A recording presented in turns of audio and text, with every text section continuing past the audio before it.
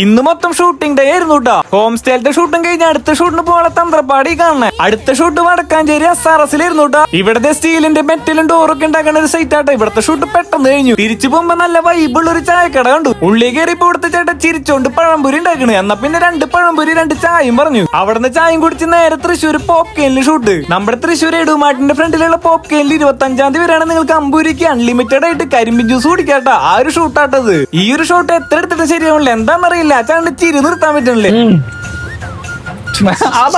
അങ്ങനെ അവിടത്തെ ഷൂട്ടും കഴിഞ്ഞ് വീടെത്തിയപ്പോ കുട്ടപ്പന്റെ വക ക്യാഷ് ചലഞ്ച് 500-ന്റെ കെട്ടാട്ട് തന്നേക്കണേ. 10 സെക്കൻഡിൽ ഞാൻ 15,000 ഉണ്ടാക്കി.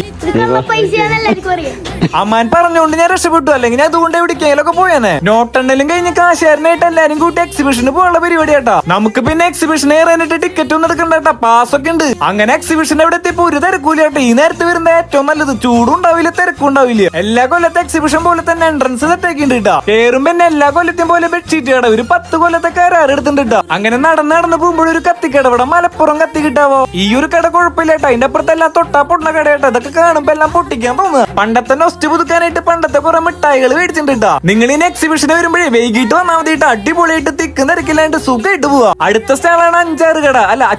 അതെ ഇവിടെ 50 തരം അച്ചാറുണ്ടെന്ന്. ഞങ്ങൾ ഈ ചേച്ചിയുടെ അടിപൊളി കടുമാങ്ങ അച്ചാറ് മേടിച്ചുട്ടാ. പിന്നെ ഈ നേരത്ത് വരാണെങ്കിൽ നല്ല ഓഫർ കിട്ടൂട്ടാ. 100 രൂപയുടെ ടിക്കറ്റിൽ 2 പേർക്ക് കയറാട്ടാ. അങ്ങനെ 200 രൂപയ്ക്ക് 4 പേർക്ക് അടിപൊളി അക്കോറിയം കാണാൻ പറ്റിട്ടാ. ഈ ടണൽ കാണാനായിട്ട് അടിപൊളിയായിട്ട് അത്യാവശ്യം നല്ല നീളം കിട്ടാ. പിന്നെ കുറെ മീനുകളും കുട്ടികൾക്കൊക്കെ എന്തെങ്കിലും ഇഷ്ടാവും. ടണലിന്റെ കാഴ്ചയും കണ്ട് അടുത്തതായിട്ട് നേരെ ചെന്നത് ജീവനുള്ള മത്സ്യകന്യകയുടെ അടുത്ത് കേട്ടാ. ഇവരെ സമ്മതിക്കണട്ടോ. എത്ര നേരാ നോക്കിയ വെള്ളത്തിന്റെ അടിയിൽ വെച്ചിട്ടുള്ള അഭ്യാസം. ഇത് കണ്ടപ്പോ കാശ് മുതലായിട്ട് അക്കോറിയം ഒന്നും വലിയ രസം ഉണ്ടായിരുന്നില്ല. പക്ഷെ ഇത് പൊളിച്ചു. അടുത്തതായിട്ട് സ്ഥിരം കാണുന്ന ബജ്ജിക്കടേട്ടാ. ഇവിടെ നിന്ന് 2 പ്ലേറ്റ് കോളി മേടിച്ച് കഴിച്ചുട്ടാ. പിന്നെ ഈ കാണുന്ന ജയിന്റ് വീലും ഏറ്റവും വലിയ വഞ്ചിയൊക്കെ ഈ പ്രാവശ്യം വന്നേക്കണേ. പിന്നെ വീഗാലാൻഡിലൊക്കെ കാണുന്ന തലകുത്തി കിടക്കണ സാധനം കൂടെ ആദ്യമായിട്ടാ കാണണ. ഇതിലൊക്കെ കയറി പെട്ടു. ഈ കാണുന്ന റൈഡുകളിലൊക്കെ കയറാൻ 100 രൂപയോട്ടാ. അങ്ങനെ നടന്ന് ISROന്റെ അവിടെ എത്തിയിട്ടാ. അവിടെ കുറെ കാണാണ്ടിട്ടാ. അങ്ങനെ ISROത്തെ കഴിച്ചും കണ്ട് പുറത്തേക്ക് ഇറങ്ങി ഒരു ഐസ്ക്രീം കഴിച്ച് ഇന്നത്തെ പരിപാടി അങ്ങോട്ട് അവസാനിപ്പിച്ചുട്ടാ. അപ്പൊ ശരി എന്നാ.